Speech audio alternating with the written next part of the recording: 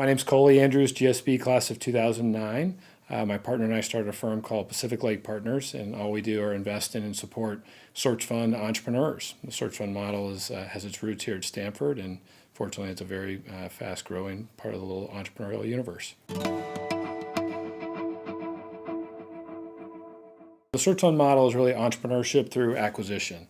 It's an opportunity for individuals who want to be their own boss but aren't necessarily a startup person to raise a little bit of walking around money to conduct a thoughtful 2-year search to find a small business to buy. Usually it's from an owner, someone in their 60s or 70s who wants to retire and doesn't have a son or daughter that they either want to hand the business to or would like to take over the business. And it provides an opportunity for a recent MBA graduate to step into the leadership role and become the CEO of a small, profitable, and growing company. We believe in backing smarts and hustle, not experience. And the way we get around the experience is by focusing on buying a company that's very strong characteristics, it's very healthy, it's unlikely to be broken, unlikely to be run into the ground by a 30-year-old who's never run a business before.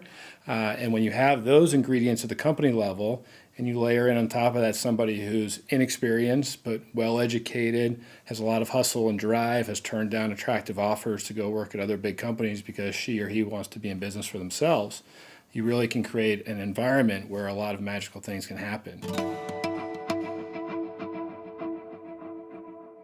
Some people just say, you know what, I have to be passionate about the idea and the product that I want to create, and therefore, I'm going to go start my own business. And that's just a certain type of personality. There are those out there, though, who say, I'm not really that concerned so much about the product, the passion. I just love the idea of managing. I want to be in charge. I want to make decisions. I want disproportionate responsibility early in my career. Those are the folks that end up going the search fund path, not necessarily the startup path. There's also a risk difference. The odds of success in the search fund world are materially higher than starting your own business.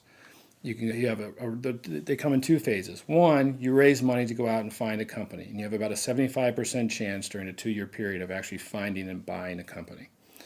Thereafter, once you buy the company, you have about a 2/3 chance, 67% chance that you're actually going to be successful and make money.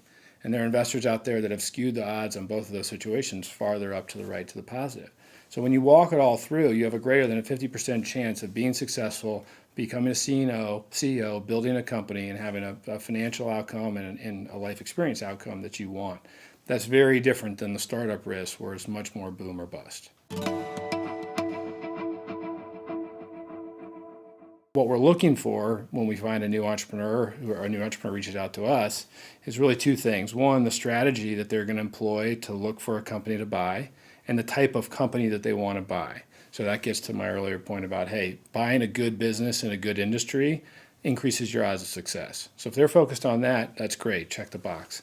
Then it gets to the harder stuff, which is the softer side of the individual. Why do they want to do this? Have they turned down other attractive offers? Are they really demonstrating commitment to this path, to being their own boss? The search fund model is predicated on taking somebody with high potential and surrounding them with people that can help him or her succeed. If they're willing to listen and take advice from those who have gone down the path before them and avoid mistakes they otherwise might make, that's a good sign.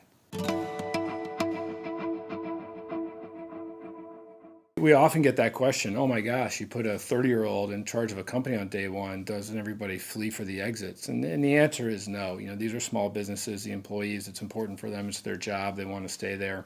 And obviously you're trying to minimize as much change as possible, particularly in the first year.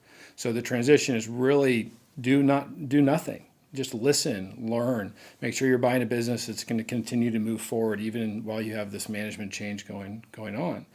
Then what happens is you wake up 12 or 18 months later and the entrepreneur knows an enormous amount more about the business and the industry. And the board that's been working closely with the entrepreneur understands things much better. And you can begin to slowly start to make changes to, build out a sales force and begin to attack a different part of the market that you weren't doing before. Bring in some senior leaders to help really grow and scale.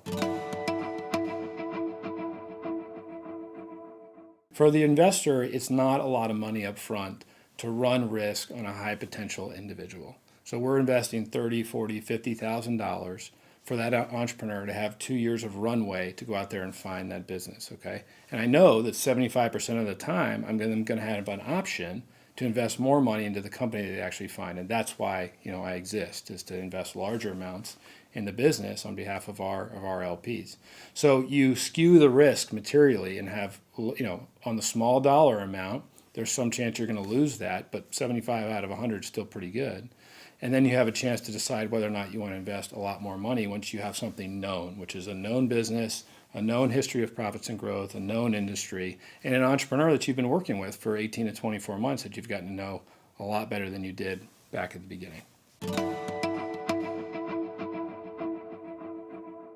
Every day you're waking up and it's a new battle every day to find somebody who will actually talk to you. Search fund entrepreneurs over the life of their 2-year search will reach out to thousands of companies. They'll have hundreds of conversations, hopefully hundreds of in-person meetings, but maybe not even that, tens of in-person meetings, to have a chance to buy one company. So it takes, an enormous amount of inner strength and conviction to wake up every morning knowing that 90% of your day is going to be rejection, to have a chance at the end to achieve your goal, which is to become a CEO when you're 30 or 31 years old. 1995, there were 2 or 3 search funds raised roughly that year, plus or minus a year or two. In 2005, it was more like 10 or 12.